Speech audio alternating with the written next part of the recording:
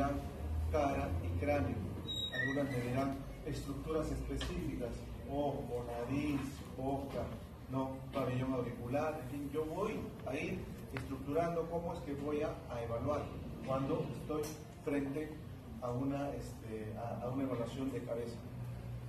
Siempre empecemos con los 4 pasos importantes para la valoración clínica, ¿no? Así como la historia clínica, dentro de lo que en su estructura tiene, ¿no?, la anamnesis, y la anamnesis tiene sus partes, igual el examen clínico tiene sus 4 partes importantes. ¿Cuáles son? La inspección, la palpación, la percusión y la auscultación.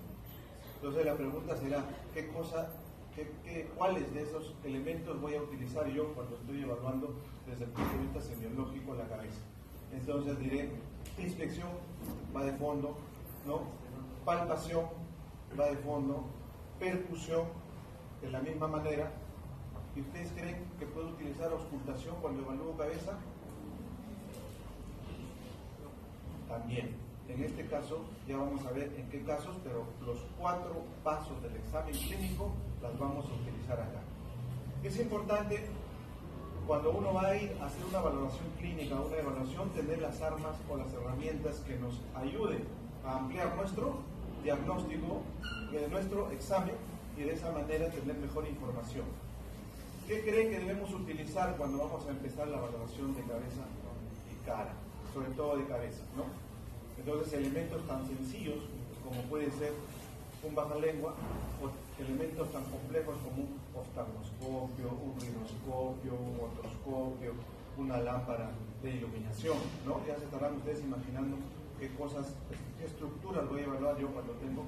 Entonces, así como cuando voy con mi mandil, voy con mi estetoscopio, tengo que ir por ciertos elementos que son importantes, ¿ya?, para valorar la parte clínica de lo que es cabeza. Teniendo todos esos elementos, estando yo ya próximo al examen, ya tengo en orden inspección, palpación, percusión, ¿no?, y auscultación. Lo primero que tengo que aplicar es la inspección. ¿Y qué creen que voy a evaluar a la inspección? Lo que se les ocurra. ¿Qué van a evaluar a la inspección? Alguien me dirá, mira, voy a evaluar movimiento. ¿Está bien? Alguien me dirá por ahí, voy a evaluar forma. Otro me dirá, no, voy a evaluar tamaño. ¿No? ¿Qué más puedo evaluar desde el punto de vista de la inspección? No se olviden que el examen clínico es interactivo, pero sobre todo, diríamos, es una cuestión dinámica, ¿no? Yo voy a evaluar, mira, acá yo puedo sacar muchas cosas, no solo mirando la cara del paciente y puedo interpretar tamaño, forma, posición, movimiento y algunos aspectos que tienen que ver con la funcionabilidad, o sea, la función de cada estructura. ¿Ya? Entonces, vamos a avanzar. Les decíamos la inspección para ver todo. Yo por la inspección en cabeza me puedo dar cuenta no solamente desde el punto de vista anatómico, no solamente desde el punto de vista fisiológico, sino también desde el punto de vista fisiopatológico, patológico y además expresiones o situaciones psicosomáticas.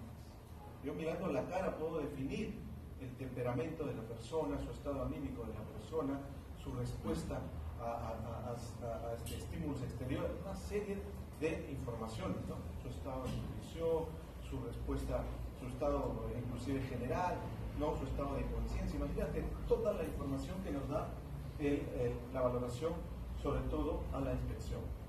Por ejemplo, si yo quisiera evaluar los movimientos de la cabeza, ¿qué movimientos voy a evaluar en la cabeza? Entonces, ahí tienen que articular su conocimiento entre lo que es la anatomía, lo que es la fisiología y la neuroanatomía, porque tienen que evaluar funcionalidad de nervio, funcionalidad de músculo, funcionalidad de hueso, funcionalidad de tendones, funcionalidad de articulaciones. Mira, todo lo que implica el solo hecho de tener flexión, extensión, hiperextensión, rotación, lateralización, ¿no? Entonces, mira todas las implicancias de lo que significa un aspecto clínico o un aspecto de valoración en el paciente. Entonces, por ejemplo, en inspección, desde el punto de vista de movimiento, si yo tuviera una hiperextensión, ¿podría orientar alguna posibilidad de compromiso patológico o fisiopatológico o no? Sí, ¿no? ¿Por qué? Porque la hiperextensión puede orientarme a patologías, como por ejemplo, ¿no? Ustedes han visto pacientes con meningoencefalitis, con meningitis, con tétanos, ¿no? Con botulismo, ¿no? Pacientes que están en una contracción severa, pues, diríamos, intensa de la parte muscular a nivel de raquis, una hipertensión. Si estuviera una flexión muy marcada, por ejemplo, podría plantear tumoraciones, podría plantear un bocio enorme, en fin, todos esos aspectos deben ir evaluando, ¿no? ¿Por qué? ¿Por qué está hacia la derecha demasiado? ¿Por qué está hacia la izquierda demasiado? ¿Por qué no está normal en relación a qué? En relación a la parte, a la normalidad. Eso es importante. Entonces, acá estamos viendo, ¿qué estamos viendo? Estamos evaluando tamaño, ¿no? El tamaño va a estar en función a qué. ¿Cómo voy a yo evaluar el tamaño? Y voy a decir, no, si es grande, si es chico, si es pequeño, o si es que simplemente hay una alteración severa. Siempre en función a lo normal. No se olviden, todas las evaluaciones que se hagan desde el punto de vista semiológico es comparando a lo normal. Por lo tanto, tengo que valorar qué cosa, diámetros, ¿no? Ya será el diámetro sagital, el diámetro transversal, el diámetro coronal, ¿no? Tengo que valorar diámetros en función a eso. Yo voy a decir, está grande, está chico, y tengo que valorar qué cosa, la edad, el sexo. No es lo mismo el tamaño en un niño, en un puber, ¿no? En un recién nacido, o en un varón o en una mujer. Todas esas cuestiones fisiológicas pueden variar. Por lo tanto, yo tengo que conocer la normalidad. Por eso es que han llevado ustedes los cursos previos para conocer bien la normalidad y ahora identificar la anormalidad. Entonces, por ejemplo, desde el punto de vista de tamaño, podríamos decir braquicefalia. ¿Qué cosa es braquicefalia? Probablemente está en relación a un diámetro. Sobre todo, más frecuente en las personas. ¿Han hecho ya estado constitucional? ¿Sí? Todavía. No han hecho estado constitucional. Pero ya hablamos del leptosómico, del pícnico y del normosómico, ¿no? Y entonces hablamos del bronquito, del flaquito alto y del atlético, ¿no? De lo que todos quisiéramos ser. Entonces, es más frecuente, por ejemplo, la braquicefalia en las personas obesas o de talla corta. Por lo tanto, el cráneo es más ancho. ¿Ya? En cambio, dolicocefalia es más es propio de los pacientes o de las personas que son de talla alta, delgada, donde las prominencias óseas están en relación más a crecimiento desde el punto de vista del eje vertical más que del horizontal. Por lo tanto, cuando ustedes escuchen ya braquicéfalo o dolicocéfalo, ya pueden identificar. ¿Esto será dolicocéfalo o braquicéfalo? Dolicocéfalo, ¿no? Entonces, ya nosotros ya podemos, entonces, en la historia clínica, ¿cuál es el objetivo del curso? Les decía a los alumnos de que ustedes vayan utilizando la terminología médica, la terminología clínica, la terminología semiológica en cuanto vayan a desarrollar su historia clínica, ¿no? Entonces, ahora, los diámetros en relación a qué creen que va a estar. Va a haber un diámetro, o sea, diríamos el perímetro cefálico va a estar en relación a los diámetros, un diámetro longitudinal y un diámetro horizontal. De esa relación del diámetro horizontal y longitudinal, yo voy a tener un valor, un índice, ¿no? Y se habla entre 75 y 80 es normocéfalo, ¿no? Por encima de 80 es braquicéfalo y por debajo de 75 es dolicocéfalo, ¿no? Diámetros que yo voy a usar cuando quiero definir ya en una forma más importante. Acá, ¿qué es lo que estoy viendo? ¿Será dolicocéfalo? ¿Será braquicéfalo? ¿Será normocéfalo?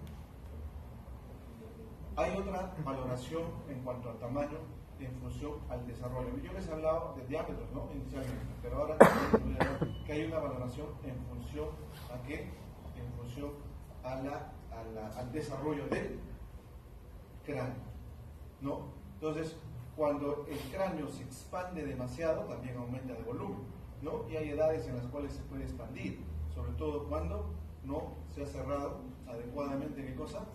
Las fontanelas, y aumenta la presión intracerebral y por lo tanto el cráneo empieza a crecer, ¿no? ¿Y eso cómo se llama? Hidrocefalia, ¿no? También es grande. Lo contrario será microcefalia, ¿no? O sea, desarrollo insuficiente, que puede ser en algunas veces más que de la parte ósea, es de la parte blanda. ¿Y cuál sería la parte blanda? El cerebro, ¿no? Importante. Entonces, microcefalia, y en algunos casos inclusive puede haber anencefalia, o sea, cuando ya casi no hay desarrollo y es una situación plana, ¿no? Obviamente esos van a tener sus cuestiones, sus implicancias clínicas, ¿no? Desde el punto de vista de complicaciones. Entonces, mira, estamos hablando ya de braquicefalia, solo en lo que se refiere a tamaño, ¿no? Braquicefalia, dolicocefalia, normocefalia, hidrocefalia, microcefalia, anencefalia, ¿no? Y posteriormente hay otras, diríamos, formas en las cuales también las pluricefalias, en fin, eso lo vamos a ver posteriormente. Entonces, ya ustedes cuando vean a un paciente, sobre todo en el caso de un niño, con estas características en donde predomina, ¿qué cosa? La cara frente al cráneo, ¿no? Hay una asimetría. Por eso les decía a ustedes, tienen que comparar rápidamente lo que ven con lo normal. Si hay una asimetría, dirán, ¿qué tipo de patología puede ser? ¿En qué casos ustedes han llevado, por ejemplo, infectología, ¿no? ¿En qué casos es frecuente ver a un paciente con microcefalia? Infecciones virales en pacientes, mujeres, en personas gestantes, en el primer o segundo trimestre de la gestación. Y ahí tenemos a quién? Tenemos al Zika, por ejemplo, que ha estado en boga últimamente, ¿no? En Brasil, detectamos un montón de niños con problemas de microcefalia, pero también tenemos a la rubiola, toxoplasma y una serie de patologías, ¿ya? Entonces, ahí estamos, microcefalia, macrocefalia, ¿no? Dentro de la macrocefalia, la hidrocefalia y la acrocefalia, sobre todo cuando el crecimiento es como una punta, como una cúpula, ¿no? Como una cúpula, acrocefalia, ¿ya? Entonces, acá seguimos viendo paciente con microcefalia, ¿no? La hidrocefalia, ¿no? Sobre todo cuando... ¿Por qué se produce la hidrocefalia? Porque hay una obstrucción en la circulación del líquido céfalo-raquídeo, que puede ser como consecuencia congénita, como consecuencia adquirida. De las adquiridas, las infecciones, ¿no? Y de las infecciones, una de las infecciones más frecuentes es la tuberculosis, por ejemplo, ¿no? Pero también las infecciones virales, en fin. Entonces ahí vemos, ¿no? La hidrocefalia. Las posiciones, como habíamos mencionado anteriormente, ¿qué es la tortícolis? O sea, la posición se puede ir hacia el lado derecho, izquierdo, o sea, la lateralización de la cabeza, en forma involuntaria, ¿no? Entonces, la tortícolis ya es una patología, ¿no? Va a ser, ¿qué cosa? El espasmo o la contractura persistente de qué músculo? Esternocleidomastoideo, ¿no? Un espasmo, una contractura por diferentes patologías. Entonces, la tortícolis, cuando yo veo, tengo que identificar obviamente al examen en el cuello, ¿qué cosa? El músculo, ¿no? Esternocleidomastoideo en sus ramas. ¿Cuáles son las ramas? En su rama clavicular, en su rama esternal, ¿no? En su borde anterior, toda esa parte anatómica que ustedes han hecho la tienen que repasar ahora, porque finalmente después de valorar eso, ustedes recién me van a decir, esto es una tortícolis. ¿Por qué? Porque hay un espasmo del músculo esternocleido mastoideo, y no del trapecio, y no del escaleno, no del supraespinoso, intervertebral, lo que fuera, ¿no?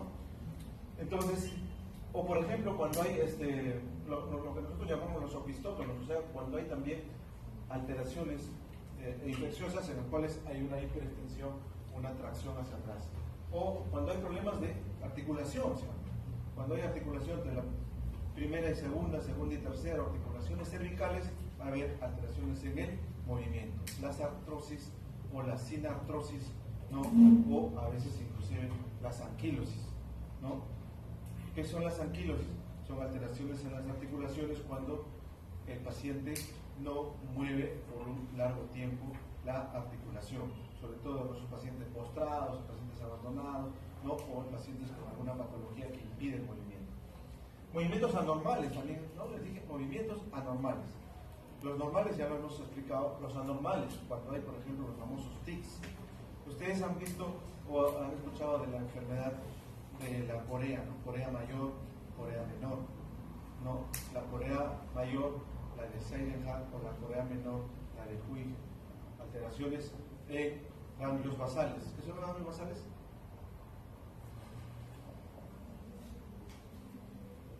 No, están de sueño porque no han almorzado. Probablemente no han almorzado y por eso que no recuerda, pero los ganglios basales son estructuras que están a nivel cerebral, pero que tienen que ver con el movimiento o la coordinación, ¿no? Y entonces aparecen las enfermedades, ¿cómo se llaman las enfermedades?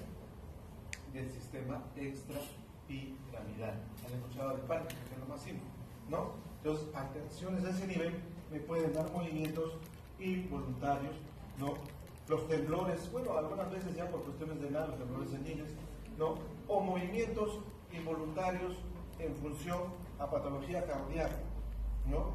Cuando tenemos un paciente con una insuficiencia cardíaca franca, sobre todo a nivel valvular aórtico, el paciente puede hacer movimientos involuntarios en función al latido del arterial. Y a eso es lo que le llaman el signo de música, ¿no? Entonces, no se van a olvidar, si ustedes ven un paciente con este, ¿no? Y está con signos de edema, de disnea, ¿no? Y le auscultan, encuentran un soplo a nivel de la válvula aórtica, entonces, ¿qué cosa es? Probablemente sea una insuficiencia aórtica severa, signo de música, ¿no? Entonces ahí vemos, ¿no? Por ejemplo, el opistótono, que es una hipertensión en un paciente, en este caso un recién nacido, que tiene un cuadro de meningitis, porque no hay, en adultos no se presenta el opistótono, en adultos lo que se presenta es la raquialgia, dolores intensos o la, lo que le llaman la rigidez de nuca, ¿no? La rigidez de nuca, ¿ya? Pero en niños sí, porque todavía su sistema neurológico está en un proceso de maduración, por lo tanto hay ese tipo de respuestas, ¿no?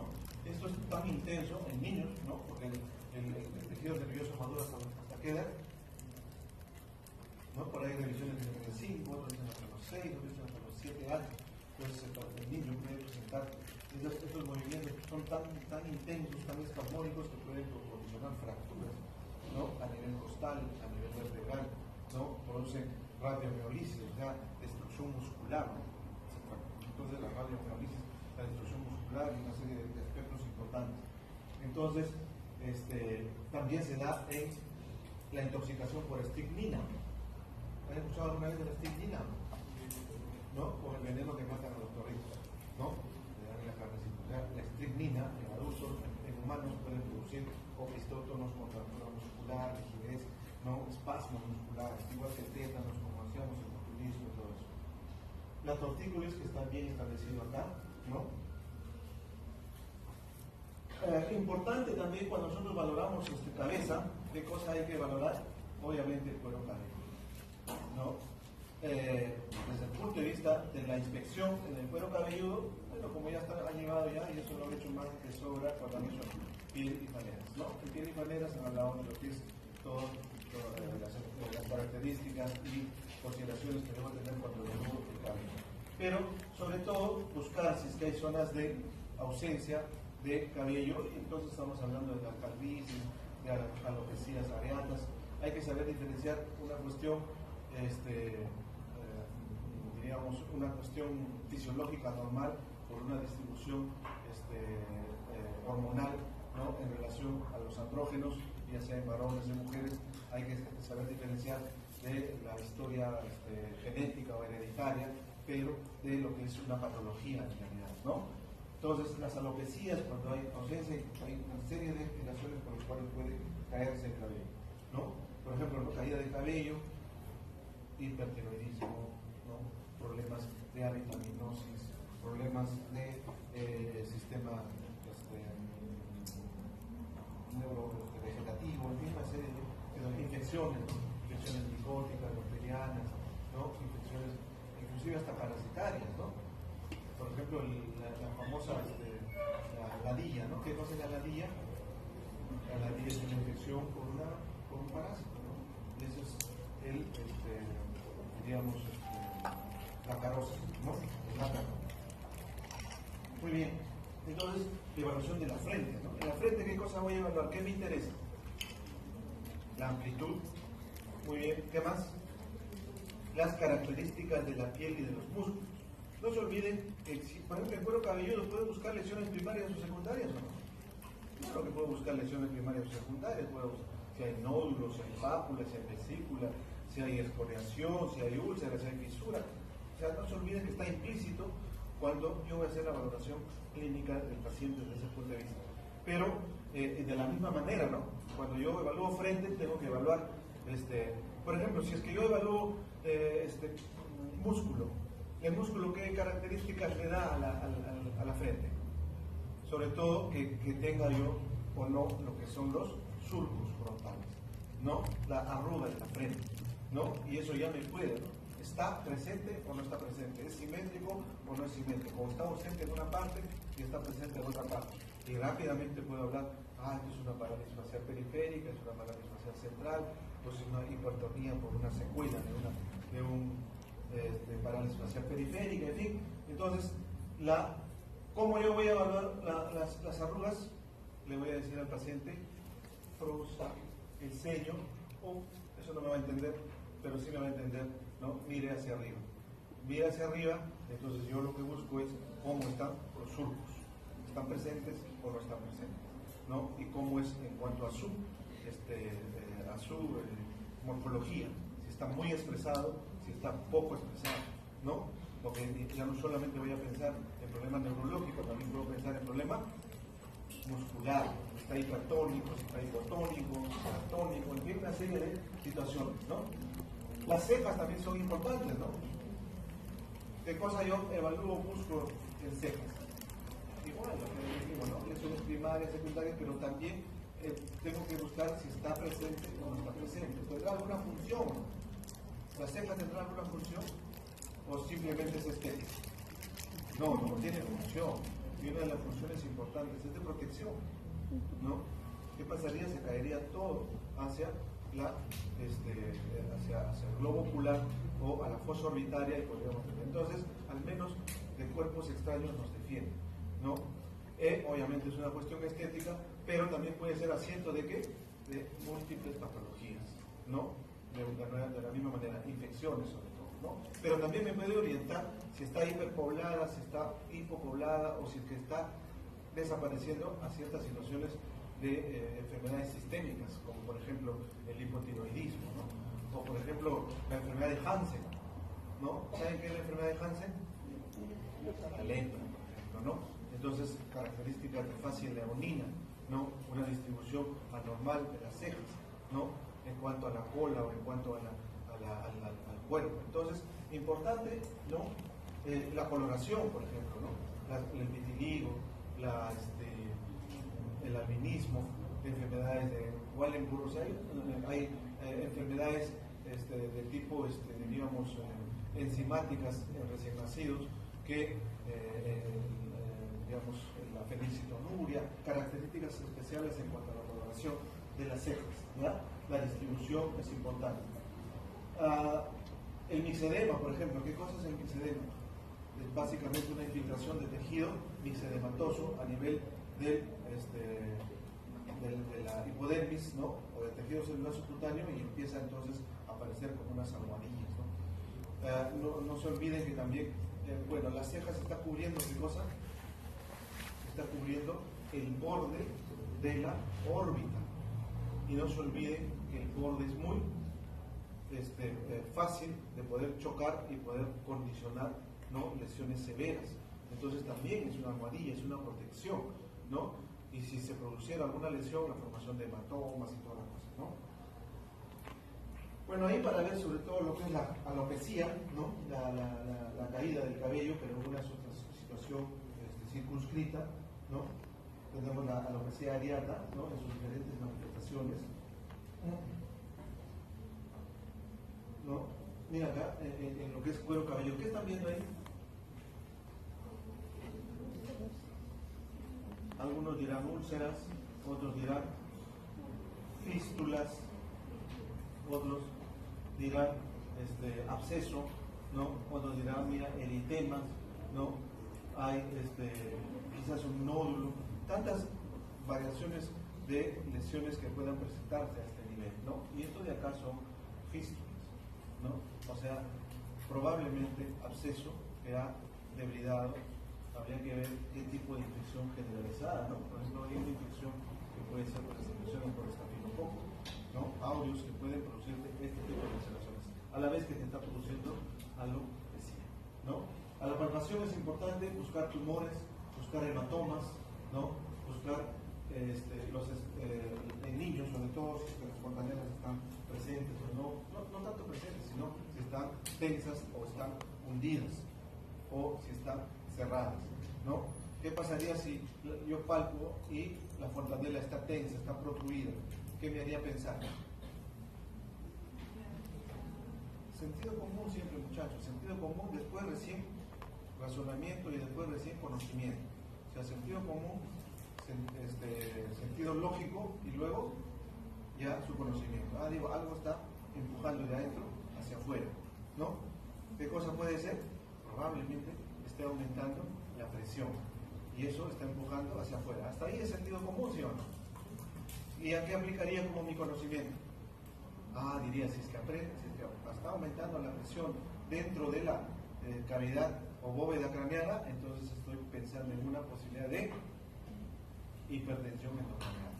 Entonces, como solo el examen clínico y luego mi sentido común y luego mi conocimiento me hacen plantear la posibilidad de una hipertensión endocraneana cuando hablamos de fontanela, y ahí haré toda la valoración para confirmar o descartar mi posibilidad. Ya lo pensé, lo importante es que ustedes lo piensan, lo analizan o lo plantean. La evaluación de los senos paranasales, ¿no? ¿Qué son los senos paranasales?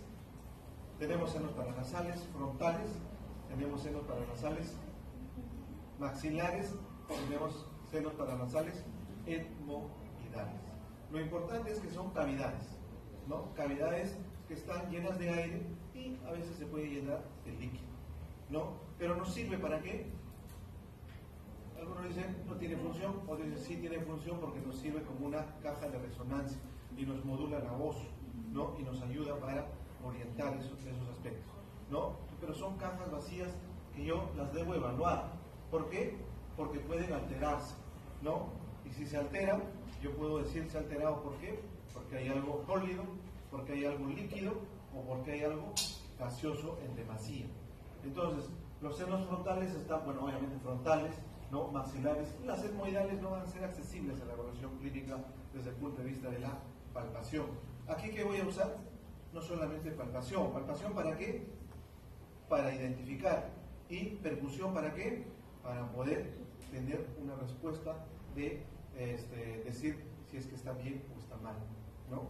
Entonces, hablamos de los senos frontales, senos etmoidales, senos maxilares. ¿Cómo creen que puede evaluar? ¿Cuál sería el artificio para poder evaluar, aparte de la percusión, que es importante, aparte de la palpación? Y antes, cuando empezaba la clase, me decía, hay materiales importantes que yo debo de tener.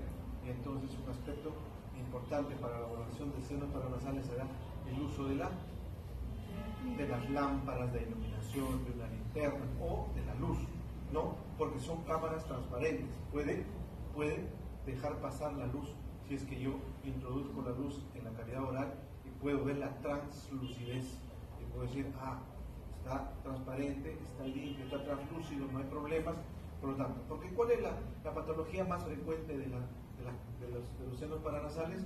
Es la sinusitis, inflamación, sinusitis, inflamación. ¿Qué cosa es inflamación? Es líquido, ¿no?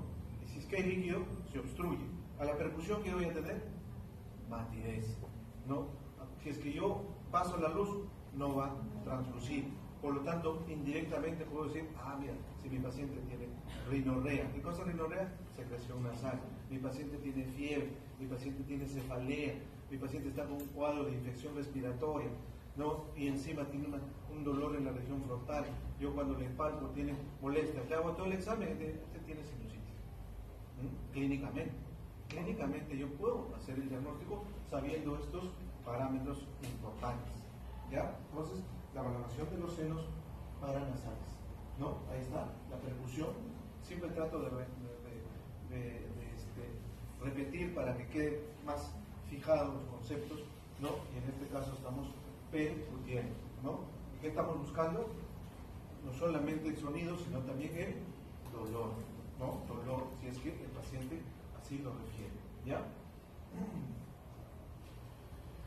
Y entonces vamos a entrar a la valoración de otro aspecto importante, ¿no? Lo que es el ojo, ¿no? Cuando hablamos del ojo estamos hablando de todo, no solo nos estamos refiriendo al globo ocular, nos estamos refiriendo a todo lo que significa, ¿no?, el aparato visual. Y entonces ahí, importante, los párpados, por ejemplo, ¿no? ¿Por qué serán importantes los párpados? ¿Son importantes o no los párpados? Sí, ¿no? El párpado y la pupila son dos órganos importantes o estructuras importantes que permiten, ¿qué cosa? La entrada de la luz hacia el globo ocular, ¿no? ¿Qué más? ¿Para qué más me sirve? ¿Para qué parpadeo? Parpadeo porque tengo miedo, porque estoy nervioso, porque es un tic, porque tengo que distribuir, ¿no?, frecuentemente y constantemente, ¿qué cosa? Las lágrimas. ¿Sí o no? Porque si no, mi globo ocular se reseca. Si no, los cuerpos extraños empiezan a fastidiarme y empiezo a tener complicaciones que ya lo vamos a mencionar. Pero sí, es importante el parpadeo para poder, entonces mira, regula la entrada de la luz, distribuye. ¿Para qué más me sirve? También como un mecanismo de protección. ¿Ustedes lo han visto? Hay un intento de algo, lo primero que uno hace es cerrar los ojos, ¿no? Impide la entrada de cuerpos extraños, ¿no? Entonces el párpado tiene funciones. Obviamente el párpado es un músculo, ¿qué cosa? ¿Es un cartílago, es un tejido, es un nervio, es un vaso? ¿Qué es el párpado? El párpado es un órgano que tiene muchas estructuras: músculo, tejido celular subcutáneo, piel, dermis, epidermis, ¿qué más? Glándulas, ¿qué más? Vasos. Mira, todas las estructuras que yo tengo que tener cuando estoy mirando al paciente, ¿no? ¿Qué cosas pueden estar comprometidas? Porque el párpado puede estar aumentado de volumen, ¿sí? ¿Por qué puede aumentar de volumen? Porque simplemente hay líquido. Y el líquido no solamente puede ser agua, puede ser sangre, puede ser pus, ¿no? Puede ser, ¿qué más? ¿No? Puede ser, digamos, en este caso no logra entrar, acá no funciona el linfedema, pero pueden ser otros tipos exudativos, inflamatorios, ¿no? Pero también puede haber engrosamiento, puede haber adelgazamiento, o puede haber, ¿qué cosa? Pérdida de su posición, o sea, caída, ¿no? Y entonces nosotros vamos a orientarnos, es decir, ¿por qué está pasando eso? Igual inspección, palpación, tengo que tocar, ¿no? La percusión no va a funcionar mucho ahí, ¿no? La percusión no me ayuda. No se olviden que las 4 fases del examen clínico no siempre se aplican en todo, en algunos sí, ¿no? Entonces, en párpados es importante, ¿no? Por ejemplo, si se me cae el párpado, ¿por qué se podrá caer? Porque alguien lo jaló. No, se podrá caer por un problema muscular, se podrá caer por un problema neurológico, se podrá caer por un problema bioquímico, se podrá caer por un problema simplemente de volumen, ¿no? Si está edematizado, no es porque esté... Entonces, mira, todas esas cosas son importantes. Cuando el párpado se cae por un problema de tipo neurológico, ¿cómo se llama? Se llama tosis palpebral, ¿no? Porque hay un problema neurológico que implica un compromiso motor. Entonces, mira, la conjuntiva palpebral, es importante evaluar la conjuntiva palpebral. Entonces, hay la conjuntiva vulvar y la conjuntiva palpebral. La conjuntiva palpebral, ¿cómo voy a evaluar? Yo voy a hacer, ¿no? Voy a traccionar, ¿no? La parte del párpado, voy a evertir, diríamos, el párpado para poder ver la conjuntiva. Y la conjuntiva ahí, ¿qué cosa es lo que va a tener básicamente? Es vasos, ¿no? La coloración, y puedo orientarme si es que hay alguna alteración, pero también si es que está igual, ¿no? Si está si es que hay algún nódulo, una quista, alguna cosa en la conjuntiva palpebral. La conjuntiva vulvar de la misma manera, pero en la conjuntiva vulvar, ¿qué aspectos importantes? ¿No? En la conjuntiva vulvar lo más importante es si es que es una capa, ¿no? La conjuntiva es una capa que está cubriendo aquí a la esclerótica, ¿no? Una capa que está cubriendo a la esclerótica. Entonces, la conjuntiva puede a veces engrosarse, puede adelgazarse, pero mayormente se engrosa y se convierte en ¿qué? Ustedes han escuchado el famoso pterigio, ¿no? ¿Qué cosa es el pterigio? Entonces, la hiperproliferación, el sobrecrecimiento, el engrosamiento de la conjuntiva, vulvar, ¿no? El famoso pterigio, ¿no? O la conjuntiva me sirve también para ver si es que es ricamente vascularizada la conjuntiva, ¿no? Ustedes han escuchado la conjuntivitis, ¿sí o no? ¿Cuál es la característica de la conjuntivitis? Ojo rojo. ¿Y por qué ojo rojo? Porque hay vasodilatación de las pequeñas arterias y entonces hay hiperemia, ¿no? Bastante sangre, ojo rojo, ¿no? Conjuntiva. Entonces, conjuntiva, el globo ocular, que ya lo vamos a ver posteriormente, las estructuras son importantes, ¿no? La córnea, las pupilas y todo eso. Entonces, acá, por ejemplo, las pestañas son importantes, ¿no?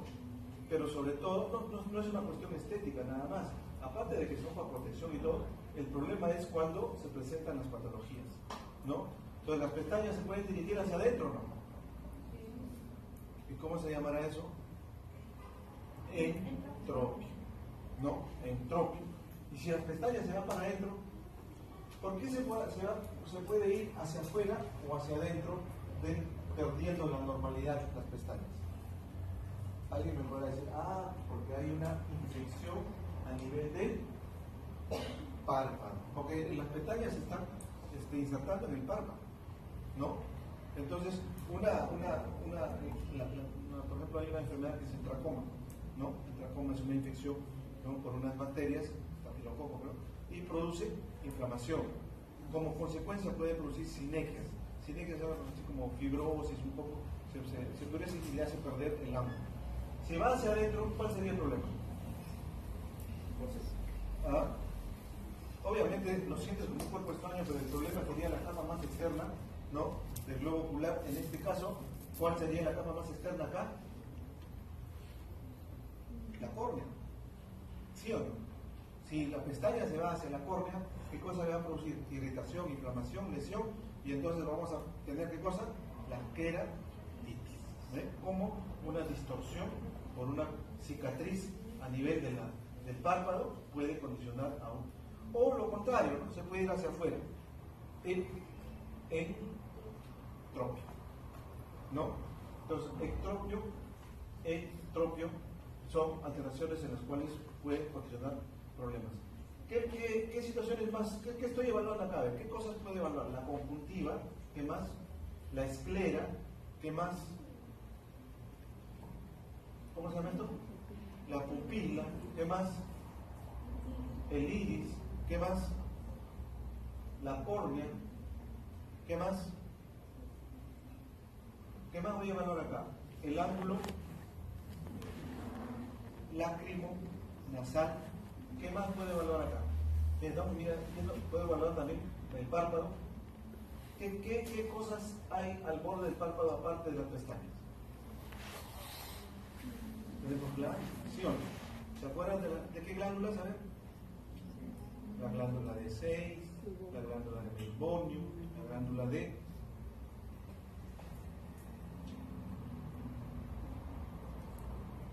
¿Se acuerdan? fuera de lo que es el ursuelo, el chalacio, va a depender, ¿no? ¿Qué cosas son? Son nodos, son alteraciones, son obstrucciones, son alteraciones de las glándulas, de meibonio, de 6, ¿no? O de MEI. Entonces son importantes las valoraciones que tenemos que hacer y ahí vamos a avanzar, ¿no? En los párpados, el edema, que habíamos dicho, ¿no? Por ejemplo, en un paciente que está en anasarca, ¿no? Anasarca es un paciente que está con edema generalizado, que tiene un problema cardíaco, que tiene un problema hepático, que tiene un problema renal, ¿no? Ese paciente va a tener edema palpebral. Entonces, parte de lo que es que el párpado es un tejido muy laxo dentro de su parte interna. Por eso es que los hematomas, ¿no? Por ejemplo, el párpado me orienta. ¿Ustedes han visto el ojo de mapache alguna vez? ¿O han escuchado? ¿No? Pacientes que tienen traumatismo encefalocraneano, fractura de base de cráneo, y el paciente hace equimosis a nivel palpebral. Y dice ojos de mapache, fractura de base de cráneo, probablemente de grave, ¿no? Entonces, mira, la clínica, ¿no? La clínica es lo que me está orientando. ¿Qué es la blefaritis? Que era la inflamación del párpado. Inflamación del párpado. O sea, ya blefaritis, blefaro, párpado. Ahora aguda, ahora crónica. Electropio, entropio, ya saben. Bueno, estas son todas las estructuras, ¿no? Los aspectos que tengo que evaluar, como ya habíamos mencionado acá, ¿no? Entonces, aquí tenemos, mira, ¿cuál será? ¿Esto será ectropio o entropio? E o E. Entropio. Y esto, ectropio. La diversión, o sea, es como si se hubiera salido, ¿no? Hacia afuera. Los párpados, una cosa importante, ¿no? Imposibilidad de, bueno, esto ya lo hemos mencionado, ¿no? En cuanto a la tosis, si es que hay alteraciones, el blefaroespasmo también es una, ¿no? Espasmos súbitos a nivel, sobre todo cuando hay presencia de cuerpo extraño o cuando hay alteraciones neurológicas que conllevan a espasmos de párpado. El síndrome de Bernard-Horne. ¿Qué es el síndrome de Bernard-Horne? ¿Lo has escuchado alguna vez? ¿No? Entonces hay características especiales. En realidad el síndrome de Bernard-Horne se da por irritación del plexo braquial a nivel de la zona axilar, o sea, tumores empiezan a crecer y entonces van a reaccionar y va a haber alteración del simpático o de algunos pares craneales. La característica del síndrome de Bernard-Horne es que el paciente tiene enoftalmia. ¿Qué será enoftalmia? El hundimiento, ¿no? Tus ojos están un poco hundidos, están hacia adentro. No es que estén ojerosos, ¿no? Porque una cosa es las ojeras y otra cosa es la enoftalmia. Enoftalmia como porque lo contrario de enoftalmia, ¿cuál sería? Exoftalmia, ¿sí o no? La salida exoftalmia. Entonces, uno es la enoftalmia, el otro es la anhidrosis. ¿Qué será anhidrosis? Ya que han hecho piel, no hay sudoración, anhidrosis local, ¿no? O sea, no sudan por ese lado. Y lo otro es la miosis, ¿no? O sea, el paciente tiene pupila grande o chica. Pupila chica, menos de 2 centímetros, o menos de 2 milímetros, ¿no? Entonces, eso es importante, ¿ya? Hay que tener en cuenta, cuando yo hago la inscripción, puedo valorar y encontrar eso. La tosis parcial, miosis, enoftalmia, ¿no? Anhidrosis, ¿no? Por alteración a nivel del simpático cervical. Y ahí estamos viendo, ¿no? Las tosis en sus diferentes manifestaciones. Ya cuando se lleve neurología se podrá explicar un poco más, sobre todo ya qué cosa es el signo de edema, ¿no? ¿Qué cosa es la oftalmia? ¿No? Entonces normalmente nosotros estamos produciendo bastante lágrimas, ¿no? Y cuando las lágrimas rebasan, ¿en qué caso se puede producir, por ejemplo, el oftalmia? ¿No? Cuando hay parálisis periférica del séptimo par craneal. 3 pares craneales importantes en cada, ¿no? ¿Cuáles son? Hay más, pero los más importantes son el quinto par craneal, el séptimo par craneal y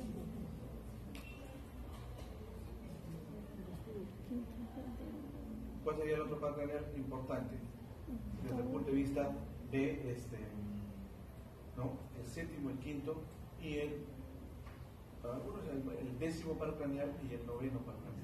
¿Ya? Esos pares craneales siempre tienen que tener en cuenta cuando, ¿no? Y el octavo paro craneal. Todos esos pares craneales, cuando uno evalúa cabeza, tiene que tenerlos en cuenta. Octavo, séptimo, quinto. Y el otro importante es el tercer paro craneal. Los más principales es el tercero, el quinto y el séptimo paro craneal. Pero hay nosotros que hay que tenerlos en cuenta. Entonces el lagostalmo va a ser una pérdida. Hay que diferenciar entre lo que es lagostalmo y epífora. La epífora es el lagrimeo constante. Empieza a salir lágrima, ¿no? Es como si estuviéramos llorando en todo momento, ¿no? ¿Qué cosa es la epífora? Normalmente las lágrimas, ¿hacia dónde se están viendo? Hacia el ángulo interno del ojo. ¿Y qué cosa está en el ángulo interno del ojo? Ahí está, ¿qué cosa? El conducto lágrimo-nasal. Entonces y la entradita, ¿no? La entradita tiene un nombre, no me acuerdo bien, pero hay un nombrecito que tiene esa entrada, la puneta, ¿no? La puneta es la entradita. Si esa entradita se obstruye o si esa entradita se desvía, entonces las lágrimas se van a salir y eso se llama epífora. Pero el lagostalmo es solamente aumento en la cantidad de la... Porque lo contrario del lagostalmo, ¿cuál sería? Seroftalmo, ¿no? ¿Qué cosa es seroftalmo? Ausencia de lágrimas. Entonces, resequedad del globo ocular y todas las alteraciones que puede dar. El santelasma, por ejemplo, ¿qué cosa es el santelasma? Es una infiltración, ¿no? A nivel del párpado, son placas, a veces de color amarillo, como en este caso, que se da básicamente por tejido lipoideo, ¿no? O precipitación de colesterol, ¿no? ¿A qué hora debe terminar? 2:40. 2:40. Bueno, ahí estamos, ¿no? Esto ya para rematar, blefaritis, ¿no? La dactiocistitis. Dactiocistitis es el término de obstrucción a nivel del conducto lágrimo-nasal. Ya, la dactiocistitis, ¿el paciente cómo va a venir? Va a venir con todo, ¿no? La parte del ángulo hinchado, con un globo, ¿no? El chalazo que hemos visto, el suelo, ¿no? Que son importantes, sobre todo cuando hay complicaciones a nivel de las lágrimas. Entonces, ahí que estamos viendo. Suelo. Por suelo. No, ahí estamos viendo un orzuelo, ¿no? Ya complicado, ya que está a punto de fistulizarse, ¿no? De quedarse solo, ¿ya? El eritema y todo. ¿No? La conjuntiva palpebral, ya hemos dicho, la anemia, ¿no? Buscar si hay petequias o no, la conjuntiva vulvar, la coloración. Ya saben bien, la ictericia es coloración de piel y mucosas, ¿no? Las hemorragias conjuntivales, ¿no? Es importante. A veces viene el paciente a la emergencia asustado, ¿no? Dice, doctor, ¿qué ha pasado? Mira, se me ha llenado el ojo de sangre. Y verdad, cuando uno lo mira se asusta. Dice, ¿sabes qué? El paciente piensa que va a perder la vista en ese momento. Entonces, si yo tengo conocimiento y identifico y digo, esto es una hemorragia conjuntival, ¿no? ¿Qué le voy a explicar al paciente? Le voy a decir, mira, ¿sabes qué? Usted ha hecho un esfuerzo, o espontáneamente, o de repente es hipertenso, o lo que fuera, el vasito se rompió, ha sangrado en una zona que no tiene nada que ver con la visión, ¿no? Eso se va a reabsorber y va a desaparecer. Pero el paciente se va tranquilo, contento. Pero si no conociera qué cosa es una hemorragia subconjuntiva, ¿no?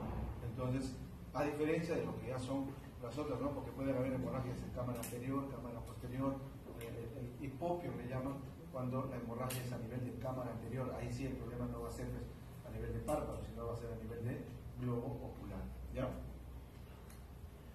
Entonces ahí estamos viendo la hiperemia, como habíamos dicho, ¿no? Las hemorragias conjuntivales. Mira, cómo no se va a asustar el paciente al revés, ¿no? Y a veces cuando uno no conoce también mira esto y llama al bombero, dice qué pasa, y uno tranquiliza al paciente, descarta otras posibilidades y se reabsorbe tranquilamente. No puede, en algunos casos cuando son muy leves puede usar alguna medicación. Ya la ictericia, como ven acá ustedes, ¿no? Y acá la hiperemia o la conjuntivitis, ¿no? La epífora, como ya habíamos hablado, la seroftalmia, como ya habíamos hablado, El exoftalmo es una cosa importante también, ¿no? ¿Qué cosa voy a evidenciar cuando hay exoftalmo? Protrusión del globo ocular. Pero cuidado, ¿no? No vayan a confundir con ojo saltón, ¿no? Porque hay personas que pueden tener los ojos un poquito más aparentemente protruidos, pero no es que sean exoftalmos. Para que cumpla el criterio de exoftalmo, ¿qué tiene que haber?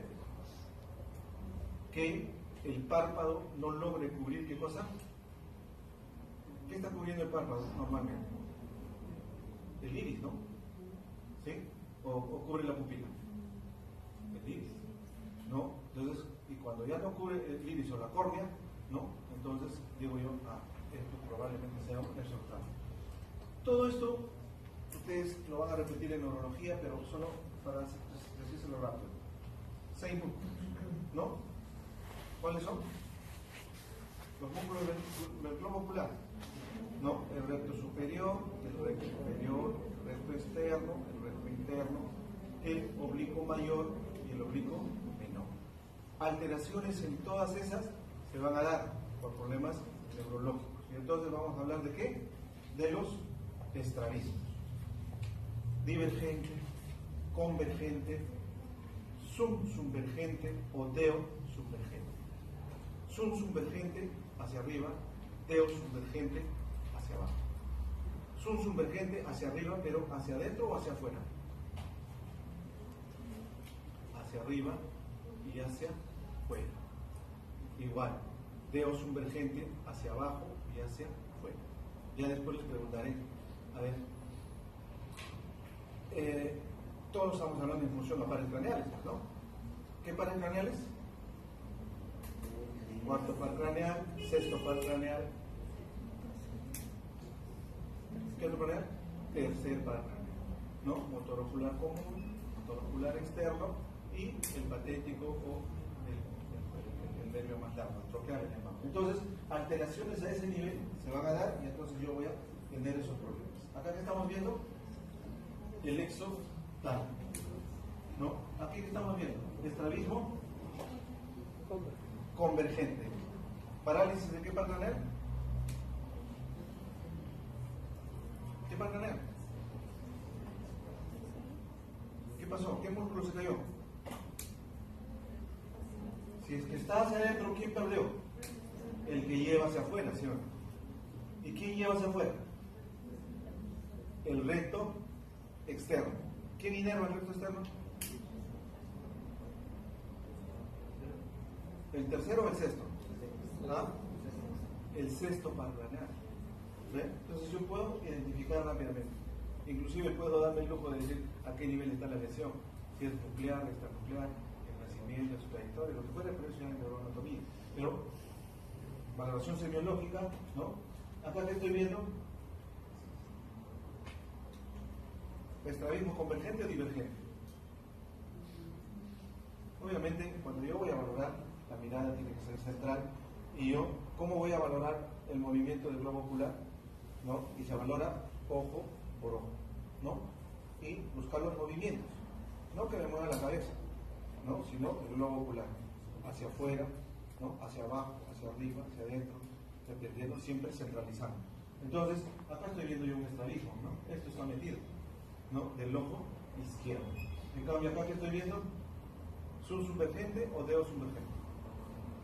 Subvergente, ¿no? Hacia arriba y hacia abajo. La diplopia, que es la visión doble. Entonces, alteraciones de pares craneales, como en el caso del tercer par craneal, el paciente puede tener diplopia, alteración de visión doble, ¿no? El nistagmo es movimiento involuntario del globo ocular cuando son puestos a posiciones extremas, sobre todo en la mirada hacia afuera en forma extrema, digamos, ¿no? Entonces ahí empieza movimiento horizontal o movimiento vertical. Yo puedo hablar de nistagmos y me puedo orientar a compromiso de tipo de coordinación, ya sea periférica o central, ¿no? La tosis, que ya muy bien nos hablaba. Las pupilas es otro aspecto que tengo que valorar, ¿sí o no? El tamaño de las pupilas. Cuando el tamaño de las pupilas son iguales en los dos, ¿cómo se llamará? Cuando yo, ¿no? Acá ya están todas las evaluaciones de los músculos que ya hemos hablado, pero acá la pupila. Cuando la pupila, ¿cuál es el diámetro normal de la pupila? El rango está entre 2 a 4, ¿no? Cuando está por encima de 4 quiere decir que está dilatada. ¿Cómo se llamará? Midriasis. Cuando está debajo de 4, de 2, quiere decir que está cerrada, miosis. A la luz, ¿la pupila se abre o se cierra? Cuando yo le pongo la luz, se cierra. Y cuando eso de ahí, cuando se cierra o se abre, no vayan a decir que es miosis o midriasis. Eso es una respuesta fisiológica normal, no logra caer en los valores. Pero si las pupilas están asimétricas, ¿cómo se llama? Si están simétricas se llama isocoria, ¿sí? Pero si están asimétricas, anisocóricas. Pero también puede variar en su forma, ¿sí o no? No se olviden que pueden ser isocóricas mióticas, pueden ser isocóricas midriáticas, o puede ser anisocóricas miótica y midriática, ¿no? El juego. Y lo otro es que puede haber alteración en su forma, ¿no? ¿Qué animal tiene alteración en la forma de su pupila? El gato, ¿no? Todos quisieran tener una pupila de gato, ¿no? Sí. Ojalá. Eso se llama discoria. Entonces, isocoria, anisocoria, midriasis, miosis, ¿no? Son importantes, ¿no? Reflejo pupilar, ¿no? O sea, que se cierre, dilatación o contracción de la pupila. La córnea, ¿no? Digamos el parabrisas, ¿qué me interesa? La transparencia, ¿no? Imagínate una córnea opaca, una córnea que no deja pasar la luz. No es que esté ciego, sino que el paciente no va a tener una buena visión. Ceguera se llama cuando hay alteración a nivel del nervio óptico, sobre todo cuando ya no puede definir. El término de ceguera, cuando es una pérdida súbita de la visión, se llama ambliopía, ¿no? Y cuando, amaurosis es el término cuando se pierde la visión, y ambliopía cuando se va disminuyendo la visión. Entonces, en la córnea, la transparencia, ¿no? Los cuerpos extraños, ¿qué pueden producir? ¿No? Las pestañas, ¿qué pueden producir? La resequedad del globo ocular, mira, todo lo que pueden producir. Y el término semiológico es queratosis, ¿no? Queratosis. Y si se inflama, ¿cómo se llamará? Itis. Queratitis. Pues, inflamación de la córnea, queratitis. Me interesa que esté transparente, que no esté, que no haya opacificación. O sea, ahora en la córnea el cristalino ya está dentro, ¿no? Detrás de la córnea. Ahí es importante que no haya una alteración.